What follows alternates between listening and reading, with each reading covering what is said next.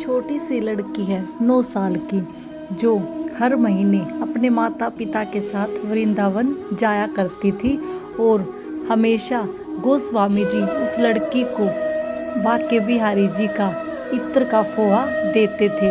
लेकिन इस बार गोस्वामी जी लड़की को इत्र का फोहा नहीं देते हैं। तो लड़की के साथ क्या होता है सुनकर आप भी हैरान हो जाएंगे। तो राधे राधे, जय श्री कृष्णा। आपका मेरे YouTube चैनल पर बहुत बहुत स्वागत है। आशा करती हूँ कि बाके बिहारी जी की कृपा से सब कुशल और मंगल ही होंगे।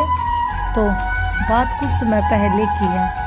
एक लड़की 9 साल की, जिसके माता पिता हर महीने बाके बिहारी जी के दर्शन के लिए आया करते थे और काफ़ी लंबे समय से आते थे।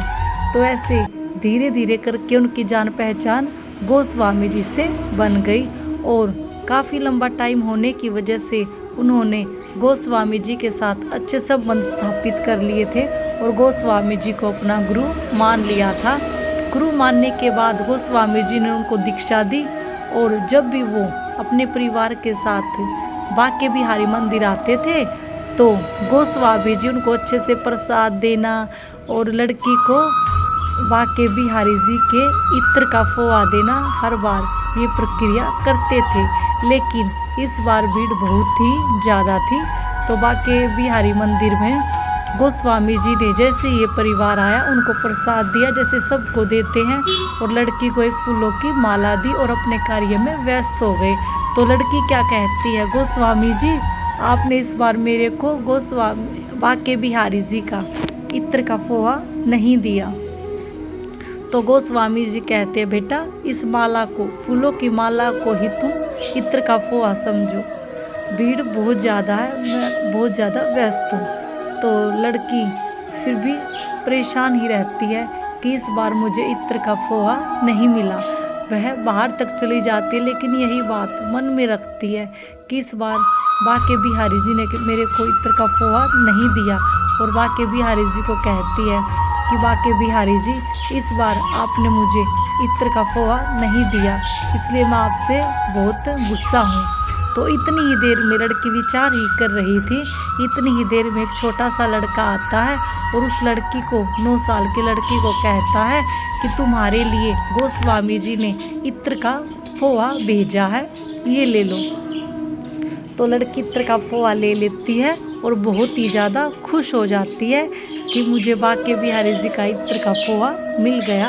और उस इतने में सारा परिवार एक होटल में रुका हुआ होता है तो वहाँ पर चले जाते हैं और सोने से पहले सोचते हैं कि अभी तो 8 ही बजे हैं, अभी तो बाके बिहारी जी का मंदिर खुला हुआ होगा, हमें तो सुबह घर के लिए निकलना है, एक बार फिर से बाके बिहारी जी के दर्शन किए आते हैं। तो इतना सोचकर पूरा परिवार दोबारा से बाके बिहारी जी के दर्शन के लिए जाता है। तो गोस्वामी जी वहीं पर होते हैं। तो लड़की गोस्वामी जी को कहती है, धन्यवाद गोस्वामी जी जो आपने मेरे लिए इत्र का फोहा भेजा। तो गोस्वामी जी कहते हैं कि नहीं, मैंने तो नहीं भेजा। तो लड़की कहती है आपने बाद में नहीं भेजा था एक लड़के को। तो गोस्वामी जी असमंजस में पड़ जाते हैं और सोचने लग जाते हैं शायद किसी और ने दिया हो इसको लग रहा है कि गोस्वामी जी ने भेजा, कोई बात नहीं छोड़ो। तो इतना सोचकर गोस्वामी ने बात छोड़ दी और लड़की और उसका परिवार दर्शन करके बाहर की ओर चले जाते हैं।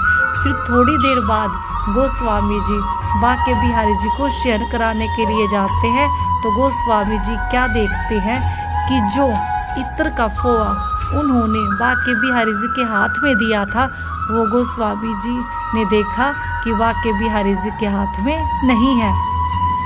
तो गोस्वामी जी समझ जाते हैं कि यह हमारे बाके बिहारी लाल जी की ही एक लीला है। हमारे बाके बिहारी जी अपने भक्तों को कभी भी परेशान या दुखी नहीं होने देते। वो अपने भक्तों के साथ ऐसी ऐसी लीला करते रहते हैं। कहते हैं ना, जितना प्रेम हम बाके बिहारी जी से करते हैं उससे कहीं ज़्यादा बाके बिहारी जी अपने भक्तों से करते हैं। तो बोलिए श्री कुंज बिहारी लाल की जय। तो अगर वीडियो अच्छा लगा हो तो कमेंट में राधे राधे ज़रूर कमेंट करिएगा और मिलते हैं अगली वीडियो में। तब तक के लिए राधे राधे, जय श्री कृष्ण।